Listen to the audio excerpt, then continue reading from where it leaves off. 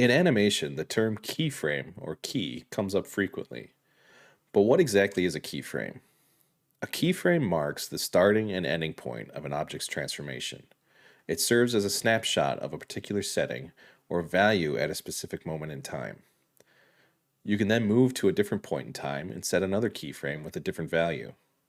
When you then hit play, the computer will animate the transitions between these keyframes.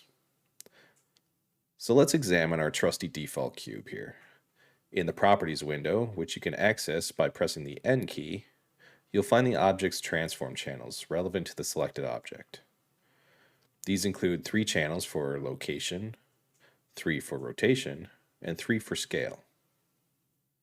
So as you can see, if I scrub through each of these channels, you'll see under the location the cube will move in the x-axis, the y-axis, and the z-axis.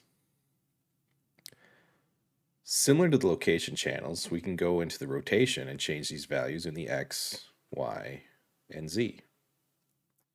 And the same with the scale channels here.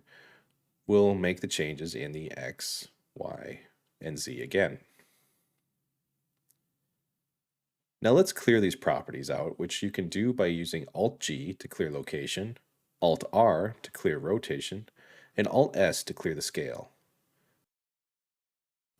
These transforms are grouped together, but not always in sets of 3. Some can be a single property, while others, like rotation channels set to quaternion, can have 4 channels. However, let's not worry about quaternions for now. Quaternions offer another way to interpret rotation, and this will be covered in greater detail in a later course. Now let's add our first keyframes to these channels. The most basic way to do this is to hover over the channels we want to set and hit the I key. You notice the channels have turned yellow, indicating that we added a keyframe at this moment in time. We can also set keyframes by pressing the I key in the 3D viewport. Now you notice a keyframe has been set on all 3 transforms, location, rotation, and scale. This is the default behavior for the I key, and we can see how it works in the Preferences.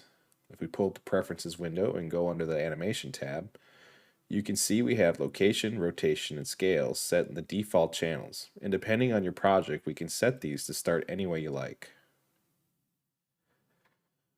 Now there are ways to change this default behavior without the need of changing your preferences every time. The first way would be, instead of using the I key to set a frame, you can use the K key. If we hit K, you'll see a menu pop up, which allows you to choose what transform channels you want to set a keyframe in. But going through these menus for each frame can be just as tedious as going into your preferences. This is where keying sets come in. A keying set is an override to your default behavior, and as long as you have one set, hitting the I key will only set keys defined by the keying set. You can find the keying sets in the timeline header here. Let's set it to location. We'll move our header to another spot in time. Now when we hit I, you'll notice that we only set a keyframe in the location channels instead of all 3 transforms. Another way to switch between keying sets is by using Shift-K. The keying set menu will pop up, and we can switch to something like location and rotation. We'll move the forward in time again, and hit I. And now we have keys on both location and rotation. Now notice all over the Blender UI, there are all these dots next to some of the properties. This is an indicator that we can animate these values, and if you click on them, it will set a key on the current frame on this single channel. Another way to add keyframes is to use the right mouse button. We can hover our mouse over anywhere on these channels, or most any value you see in Blender, and right-click. In the menu, we have the option to insert keyframes, or insert single keyframe.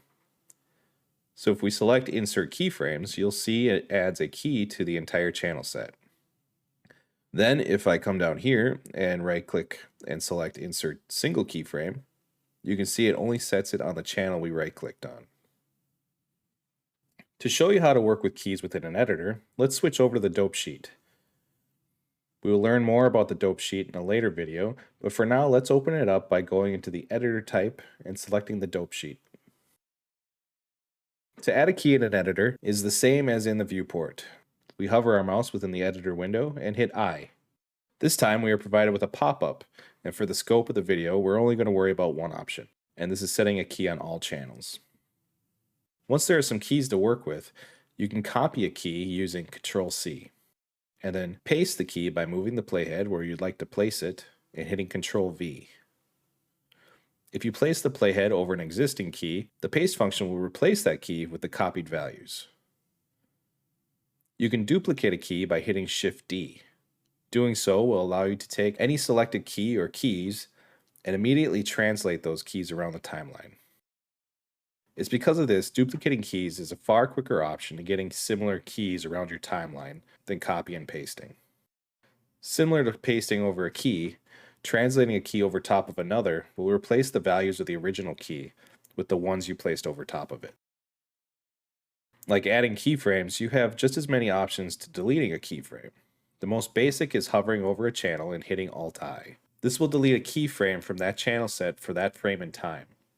Using Alt-I in the viewport will bring up a pop-up confirming the deletion.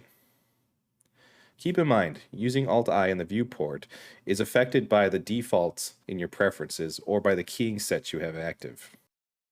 Right-clicking in a channel gives you the option to delete keyframes, which will delete the keyframe for the channel set, or we can select Delete Single Keyframe, which will only delete the single channel that was right-clicked on. Now so far, these options have only been deleting a single keyframe in time. The right-click method has the added option of clearing keyframes, which would delete all keyframes on the timeline for that channel set.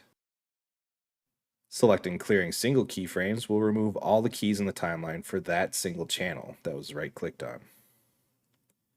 And finally, in any of the editors, you can delete a selection by hitting X or Delete. Now let's take a look at what these colors mean in our channels here. Gray means there's no animation data in the channel. There are no keys telling the computer to change these values over time.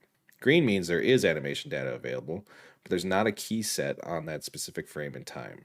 Yellow means there is animation data available and that there is a key set on that specific frame in time.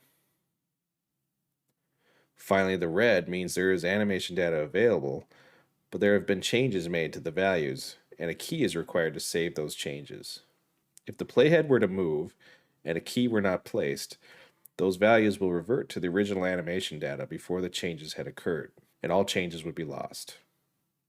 So be sure to set those keys before ever moving the playhead if you don't want to start over making those changes.